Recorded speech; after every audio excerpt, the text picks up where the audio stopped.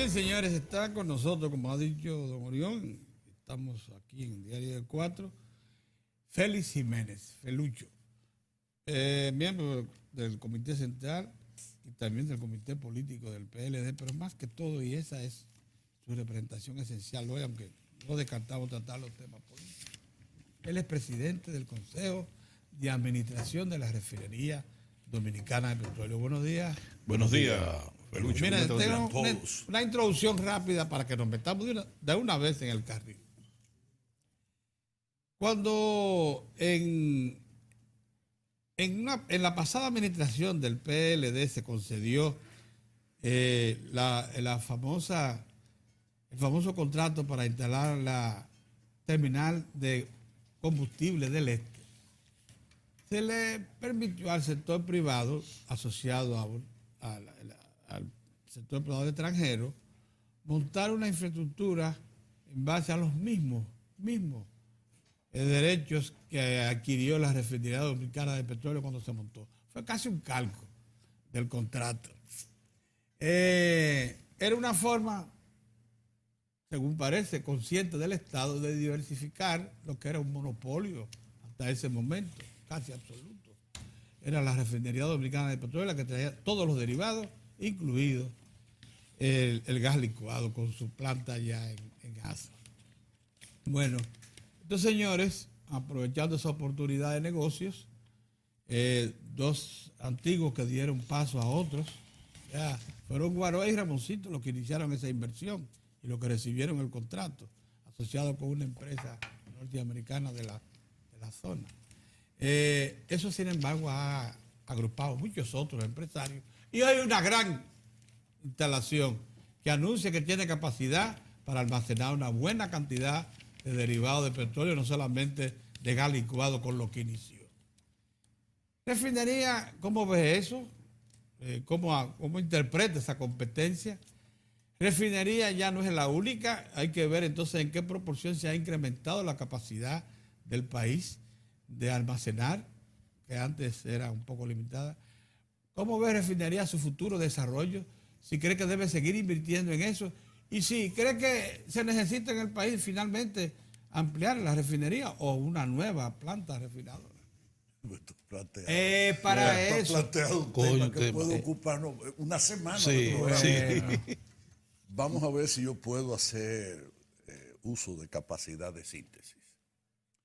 Número uno, el mercado petrolero y de hidrocarburos se liberalizó a partir del año 2001. La competencia, yo creo en la competencia.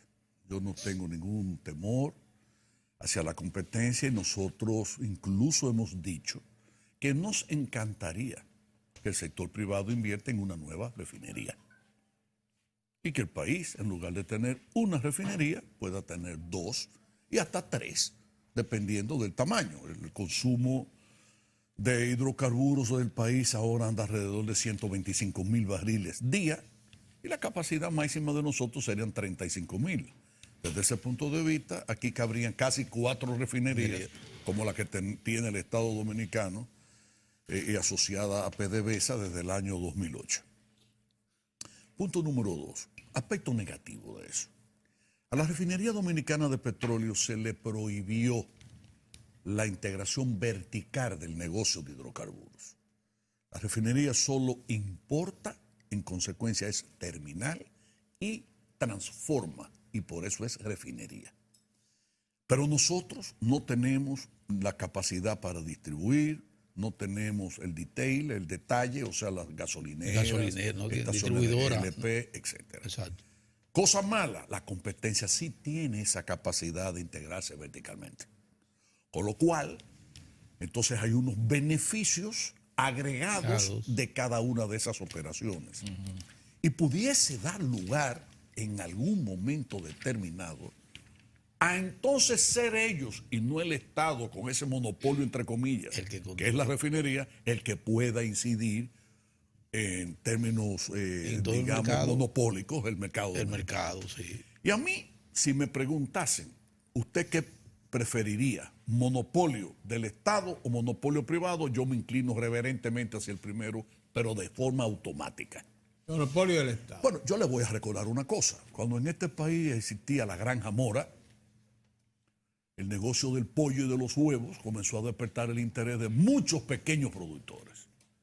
Y la Granja Mora, cuando entendía que tenía que quebrarlos a todos, los quebraba simplemente bajando de precio. Y cuando todos estaban cerrados y quebrados y debiéndole al Banco Agrícola, busquen ustedes en el historial del Banco Agrícola para que ustedes vean ese desarrollo de la industria avícola que se produjo en el gobierno del doctor Joaquín Balaguer. Le costó al Estado Dominicano cientos de millones de pesos de financiamiento que se perdieron. ¿Y por qué se perdieron?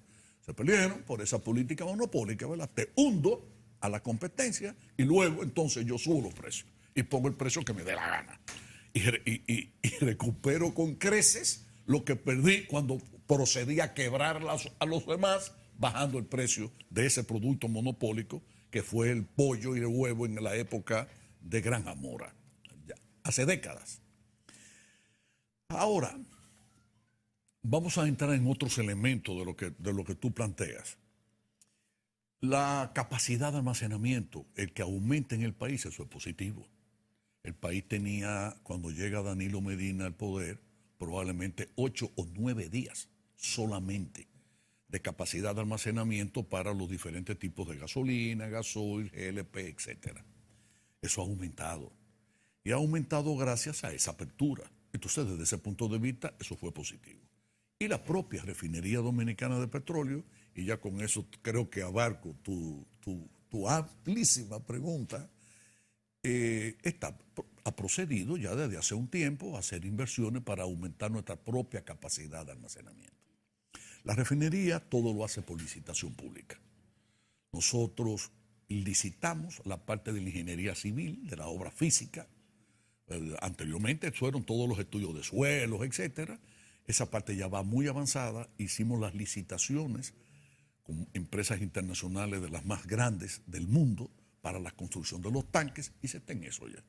El próximo año, yo creo que para esta fecha, en el próximo año, nosotros debemos aumentar probablemente 550 o 600 mil barriles la capacidad de almacenamiento de la refinería, que hoy en Jaina es de aproximadamente 950.000.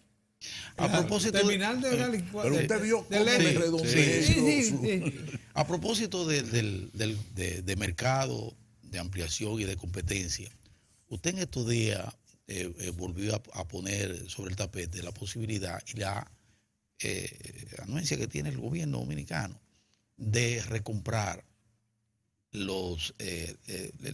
la parte que tiene PDVSA en la refinería dominicana de petróleo. Lo que usted acaba de decir ahora, de alguna manera, le da mayor sustento a ese planteamiento porque va en busca de tratar de darle mayor capacidad de respuesta al Estado dominicano frente a una competencia ahí que está a la vista. Pero usted mismo ha dicho que hasta el momento las autoridades venezolanas no han contemplado, o sea, no han mostrado mayor interés en vender su parte de la refinería. Sin embargo, se habla también de otra posibilidad, y es que el Estado, de la misma manera que inició un proceso de consolidación con el sector eléctrico, construyendo Punta Catalina, que ya pone al Estado en otras condiciones frente a la generación eléctrica en el país, porque le da capacidad de generación, pudiera también hablarse de la posibilidad de otra refinería que pudiera ser al norte del país, porque se está pidiendo eso también, a propósito de todo esto con los chinos y la posibilidad que tenemos, de ya sea con los chinos o con los estadounidenses, mediante un sistema de licitación, el Estado embarcarse. ¿Por dónde sería usted? ¿Por dónde usted cree que hay condiciones para emprender una acción similar a la que se ha hecho con el sector eléctrico? El capital es inteligente. El capital se mueve en procura de beneficio. Y es difícil encontrar un empresario que se arriesgue a invertir mucho capital allí donde sus estudios de factibilidad o de prefactibilidad le indican que el periodo de retorno de ese capital implicaría que quizá los bisnietos puedan ver, no la ganancia, sino el retorno del capital invertido. Yo me sonrío porque la verdad es que esa refinería, lo que costó cuando se inauguró, fueron $39 millones aproximadamente. Si a mí me preguntasen cuánto vale esa refinería ahora, yo honestamente digo, tenemos que hacer, porque hay varias maneras de calcular cuál es el valor. Incluso estamos forzados a hacerlo porque si queremos comprar a Venezuela tenemos que buscar la fórmula del financiamiento, ya lo tenemos asegurado. Eso no habría problema. Ajá. Y sin que el Estado Dominicano incluso se endeude. Es decir, nosotros no tenemos... Ese no es el problema de nosotros. Okay. El problema es realmente que hasta ahora ellos no dan señales de vender. De vender. Bueno, ellos ya se cobraron su dinero. Sí. Y acuérdense cuál fue el origen de que Venezuela participara en el negocio de la refinería, en las acciones. En una política totalmente absurda de un ministro de finanzas del gobierno anterior al presidente Medina, se le ocurrió la bella idea de que PDVSA iba a ponerle alas a la refinería dominicana de petróleo. Que había llegado el momento de asociarse con un monstruo en términos de capacidad financiera y técnica, y que pondría la refinería a pasar de una capacidad de procesamiento de refinación de 33.000 o 32.000 barriles a 100.000, a 90.000. Y que aquí vamos a ver la danza de los millones del petróleo. Y no vimos nunca nada. Lo que ha pasado es que han sacado beneficio por encima del valor, por supuesto, ya al día de hoy, de lo que le había costado eso. Y no han invertido. No. En el periodo nuestro se han hecho inversiones en estos 6 años por aproximadamente $60 millones en la refinería. Y digo, y sin dudas, el Estado Dominicano no ha tenido que sacar $1 del presupuesto para invertir, tampoco lo ha tenido que sacar Venezuela. Lo que hemos logrado es que en el Consejo de Administración hemos planteado la necesidad de hacer esas inversiones. Y en lugar de darles a los dueños, que son el gobierno dominicano y el gobierno de Venezuela, todo el beneficio del año anterior, entonces hay una parte que se recapitaliza. Y decimos, déjenos esto aquí, porque en el capitalismo, empresa que no crece, empresa que muere. Así es. Sí. Y nosotros estamos sujetos a las leyes capitalistas. O sea, la refinería no se maneja como se maneja el Estado. Yo paso por la pena de recibir muchas solicitudes de trabajo en la refinería, pero son centenares de solicitudes, cientos de solicitudes. Y no se puede, porque la refinería se maneja estrictamente como si fuese una empresa enteramente comercial y privada. O sea, no tiene que ver con eso. Como debe ser, así. Y por eso esa refinería, manejada de esa forma, que dicho sea entre paréntesis, lo aprendimos de Shell, es decir, Shell dejó establecidos criterios técnicos y criterios administrativos que en gran medida se siguen respetando. Es más, hemos mejorado esos procedimientos. Porque, por ejemplo, en el caso de nosotros, llevamos a licitar hasta la comida de los empleados. Por ejemplo, nosotros mandamos a licitación los seguros de la compañía. Bueno, si ustedes me preguntan qué significó llevar a licitar los seguros de la empresa Refinería Dominicana de Petróleo, PDV, yo les diría que nos hemos economizado al año de prima más de $1,5 millones, habiendo aumentado en casi un 40% los beneficios. Es decir, usted se pregunta, bueno, si la cobertura es mayor, lo natural sería que el costo sea mayor. Y no, y ha sido al revés. Ahora tenemos cerca de un 40% de mucho mejor cobertura que lo que teníamos antes. ¿A qué se debió? Simplemente a que lo sometimos a licitación. Y así se maneja esa empresa. Por eso le ha dado los beneficios que le ha dado el Estado Dominicano esta refinería. La refinería cumple ahora en febrero 46 años. De los 46 años, nosotros nos ha tocado 6 de esos 46. Y le hemos proporcionado a los dueños de la empresa cerca del 35% de los beneficios de los 46 años. O sea, no está nada mal, ¿verdad? Claro. Así se ha manejado eso. Ahora, retomando el caso. Yo hablé con el presidente Medina antes de irse a China y estoy ahora esperando su regreso. Que me uno a que sea un feliz retorno, como decían ustedes antes de la entrevista, porque ya tenemos que definir ya de manera oficial la compra a Venezuela. Ya el Estado Dominicano yo lo he planteado 2 veces con su anuencia, por supuesto.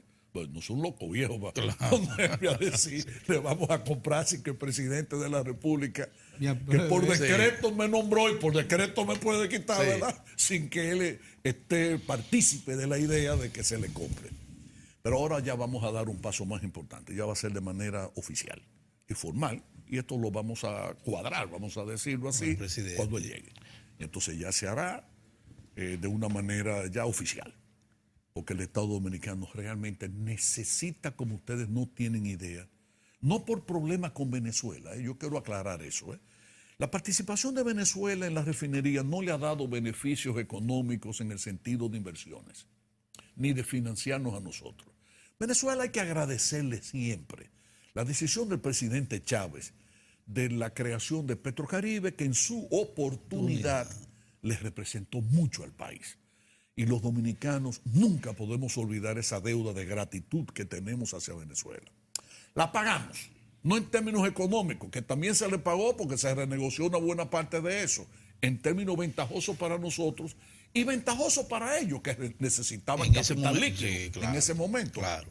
Bien, se la pagamos en términos políticos, a un costo que pudo haber sido grande para el país. Bueno. El presidente Medina resistió muchas presiones, y es que realmente cada vez que nos reuníamos con alguien del gobierno de los Estados Unidos, el planteamiento cuál era ese: usted no puede ser una nación malagradecida. Yo creo que yo soy de origen campesino. Entre los campesinos decimos que el malagradecido no es gente, y yo creo en eso. Y una nación no merecería llamarse nación sin actuar con el mismo criterio que debe actuar cualquier ser humano, ¿verdad?, en materia de agradecimiento. Pero ya ese agradecimiento fue pagado. Ya llegó el momento en el que el país no puede seguir con ese esquema, no debe seguir con ese esquema. Y tenemos claro nosotros que los mismos clientes de la refinería, las mismas empresas vinculadas a nosotros porque nos compran nuestros productos, son las que se han hecho acreedoras, merecedoras de tener ellos y no una empresa extranjera el 49% de las acciones de la refinería. Mire, nos vamos a ir a un cambio, pero como yo también huyo por razones laborales. ¿Que tú qué? Huyo de aquí, porque aquí hay que correr. Yo quisiera que, Felucho, de verdad, que nos hiciera un planteamiento alrededor de las sanciones que ingresan hoy contra Irán y todo lo relacionado fundamentalmente con el petróleo. Uno ha leído analistas internacionales, todos apuntan a que se podría producir una crisis en la comercialización del petróleo.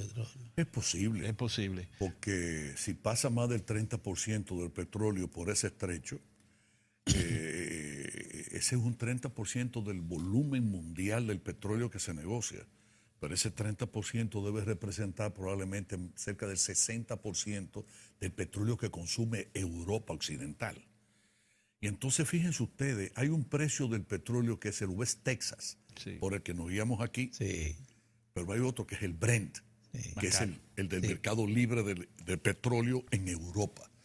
¿Y por qué el Brent es tan importante? Y yo pienso que hasta más, porque para una empresa establecida en Texas, por ejemplo, en el estado de Texas, o Luisiana, si va a venderle petróleo a México, que le venden petróleo a México, o a nosotros, que nos venden petróleo a nosotros, o a cualquier otra nación, o a empresas de su propio país, de los Estados Unidos, y el precio en Estados Unidos, que es el West Texas, es X, ¿cuál es el Brent? El Brent es el West Texas más el costo del flete de llevar el petróleo desde los Estados Unidos a Europa, y los intereses que hay acumulados dentro de ese aumento del valor y del beneficio. Y eso porque todo va en términos impacta, proporcionales, claro, ¿verdad? claro. Y ahí se origina entonces el Brent. Ahora, evidentemente eso puede alterar, puede afectar. Claro. Es una cosa curiosa. El mercado de petróleo es lo más delicado y lo más difícil de realmente de vaticinar. Uno, si analiza las series históricas, ve que hay periodos de alzas, periodos de bajas. Air France, la compañía aérea francesa, que es del Estado francés, fundamentalmente estuvo a punto de quebrar, porque cuando el petróleo llegó a los $140, sus analistas, economistas franceses, entendieron que el petróleo podía seguir subiendo de precio. Hicieron entonces unas compras a futuro sobre la base de los precios de ese momento. Estaban ellos lejos de pensar Iba a haber un 2 desplome. años después, el petróleo iba a bajar de 140 y Un tanto desplome. a 40 y a 40. menos de $40. Perdieron todas. Sí. Cuando a mí iban a ofrecerme los bancos, al Consejo de Administración de la Refinería, una especie de seguro, para ponerlos en términos que todo el Sí, mundo pueda entender, para nosotros asegurarnos que si el petróleo subía, nosotros estudiamos el caso y dijimos, no conviene. Porque finalmente la empresa nuestra, que es lo que tiene que hacer, lo que debe hacer también el Estado Dominicano. Pero se hizo. El petróleo sube, usted sube el precio de los productos. El Pero petróleo se baja, hizo- usted lo baja. Se adquirió un seguro recientemente, creo el año pasado. Lo hizo el país. Yo no he evaluado cómo le fue. Eso lo hizo así. Sí, vámonos a un cambio y vamos a Sí. retornar casi de inmediato. Cumplir, es interesante la Sí, conversación con Félix Jiménez Felucho. Nos vemos en un momento, señores.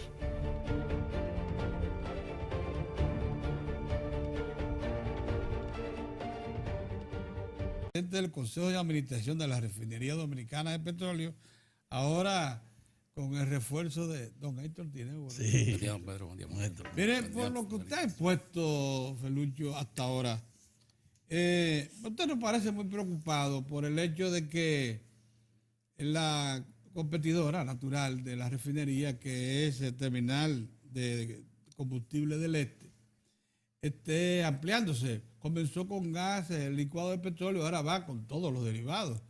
Ha incrementado notablemente, más recientemente anunció que había incrementado notablemente la capacidad de almacenamiento.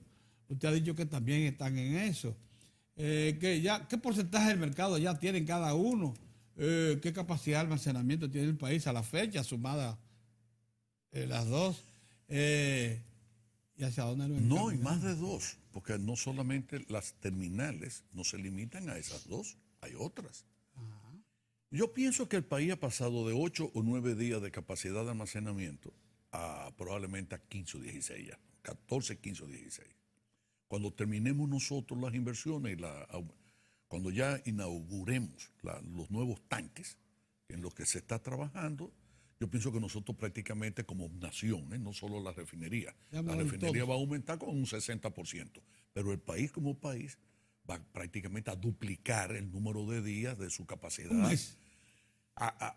Yo diría que no un mes, pero por lo pronto yo pienso que llegaremos cerca de 19 o 20 días y eso es suficiente, y eso estaría bien. Porque el problema son los huracanes, estamos en plena ruta Temporada, de sí, huracanes. sí, en la ruta. Y yo le voy a decir a ustedes una cosa, el pueblo dominicano en estos 6 años ha estado muy tranquilo, pero no nosotros. Porque a veces yo les puedo dar datos a ustedes. Hubo un huracán el año pasado que pasó a 200 kilómetros aproximadamente al sur de la República Dominicana, al sur de Santo Domingo y Jaina. Sí. Y nosotros tuvimos que hacer malabares y racionar el despacho y una serie de medidas. Porque el problema no fue que afectó a la República Dominicana, pero ese mar del Caribe revuelto por esos vientos atrasan el embarque desde los puertos de Estados Unidos. Interrumpe O el desde tránsito. Bahamas. Claro. Interrumpe el tránsito. La gasolina o el diésel que debimos haber recibido en fecha el día 10, en lugar de que la ventana se cumpliese, que así es como le llaman, el día 10, y el buque llegara el día 10, el buque ha llegado 6, 7 y a veces 8 y 9 días después. No tenemos culpa nosotros de eso. No, pero le crea una situación. Y sin embargo, el país ha estado tranquilo. Sí. Despierto y durmiendo ha podido estar despierto y durmiendo con mucha tranquilidad porque no lo han sentido. Pero sigue Y no ha habido escasez. Sí, pero sigue, por eso decía la pregunta inicial, sigue la concentración, tanto a nivel de combustible como a nivel de generación eléctrica, sigue concentrado en la zona de los huracanes. Nosotros vimos ahí el impacto que tuvo en el este, un rayo, según dijeron las autoridades, que nos sacó y prácticamente hizo sucumbir el sistema, creó una situación que por suerte, por fortuna, se actuó a tiempo. Pero seguimos sin ver en firme la posibilidad de aprovechamiento de una zona tan estratégica, tan importante como es el norte del país para una refinería. ¿Cuál es el problema con eso? Bueno, vamos a hablar. Mira, para una refinería yo dudo que se instale. Por lo que decía del capital. O yo te voy a decir, Una refinería del tamaño de la de nosotros, con equipos ya modernos y tecnología moderna, Ajá. probablemente su costo ande por alrededor de 3.000 millones de dólares. Eso es mucho dinero. No, eso es muchísimo. Eso es mucho dinero. Más cuarto que el diablo. Eso es lo que contó Puta, Barrigol con no, todas no, sus espérate, instalaciones. Eso es mucho dinero, sí. Pero Entonces, espérate. Sí. Para que ustedes tengan una idea, nosotros hicimos los análisis, los estudios, incluso con asesoría internacional, que la empresa, cuando llegamos, le pagaba a Shell Global Solution un determinado número de horas de asesoría y eso se les paga a ellos y las usamos siempre. Y en consecuencia, el resultado de ese estudio nos dijo que si nosotros queríamos cambiar la tecnología sin aumentar la capacidad de refinación, solo para cambiar la tecnología de la refinación, eso implicaba, la refinería nuestra es de los años 70 del siglo pasado. Se creó en un momento que el petróleo ligero era lo que había en Venezuela y hasta en México. Bien. Pero resulta que el petróleo ligero ya es escaso, ya van siendo pesados y cada año que pasa son más pesados. Pero la garganta de esa refinería, o sea, lo que es el sistema digestivo de la refinería, la tecnología para transformar ese petróleo, ese crudo, en gasolina, GLP, gasoil, fuel oil, etcétera, es de los años 70, es decir, es de hace más de 40 años. Y el costo de nosotros cambiar eso para ampliar la gama de petróleos, de crudos, que hay más de 1000 en el mundo, pero la gente cree que ligero y pesado, pero ojalá fuera eso. No, hay más de 1000.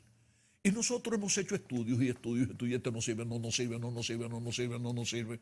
Y no son muchos los que le sirven a esa empresa por los años que tiene. Bueno, el costo de la inversión del sistema de craqueo y de todo lo que sería la modificación de la tecnología de la empresa, el capital necesario andaba entre 600 y 700 millones de dólares. Y cuando metimos lápiz, es para lo que hay, no es siquiera para lo que hay. No es para aumentar. No es para nosotros. No puede ser. Porque la inversión no la recuperábamos en 30 años. No se recuperaba en 30 años. Bueno, sin embargo, cuando invertimos los 28 o 29 millones de dólares para cambiar toda esa maquinaria vieja y todo, y la pusimos nueva realmente, incluso aumentamos la capacidad de refinación diaria, porque cuando llegamos nosotros, esa capacidad andaba por los 29 o 30 mil. Nosotros llegamos a procesar, después que instalamos los nuevos equipos, hasta 37 mil barriles en un día. O sea que lo había aumentado como en un 20% la capacidad de refinación. Bien. Y con personal dominicano, que eso es importantísimo, porque vinieron un par de técnicos de Venezuela, creo, y por supuesto vinieron algunos otros vinculados a las empresas a las que le habíamos comprado la maquinaria, ¿verdad? Pero el estudio que habíamos hecho nos dijo que nosotros recuperábamos en 3 años esa inversión. Y efectivamente así fue. Ya recuperamos la inversión. Pero una cosa son 28 millones y otra cosa son 700 millones. No, eso... Así es. It's too much. Es demasiado. Demasiado dinero. Es así. Mire, no sé si hay otra... Y en definitiva, en la primera parte tratamos el tema petróleo, el comportamiento de precios y las perspectivas. En este momento, ¿cuál es la suya? ¿Cuál es? ¿Cuál es la suya? La La perspectiva con respecto relación al comportamiento. Es que realmente vuelvo y digo, eso es, Sí.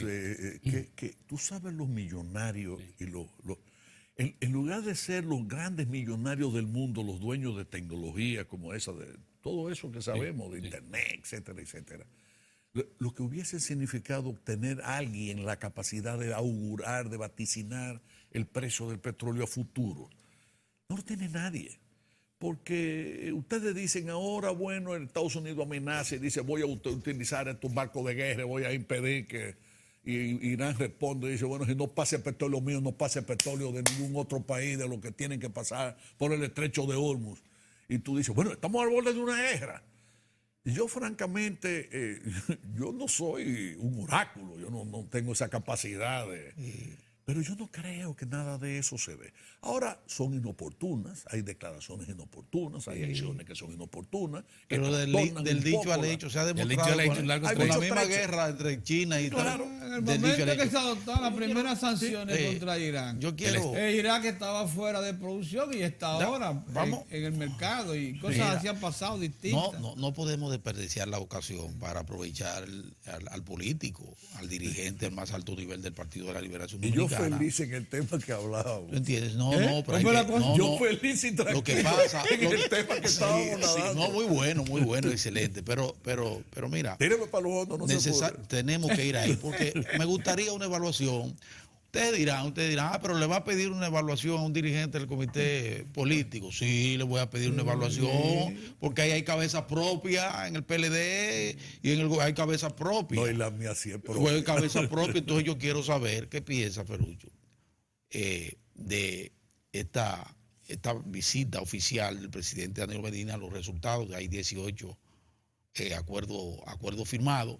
Entonces tenemos ese filón por un lado, pero por el otro lado tenemos también el asunto con los Estados Unidos, nuestro principal socio comercial, que ha estado movilizándose, y aunque la embajadora ha sido muy prudente e inteligente, digo yo, Así, prudente hasta el e momento, inteligente, Esta porque ha embajadora- respondido ha respondido no criticando aquello, sino proponiendo que ellos están en mejores condiciones de aportar aquello.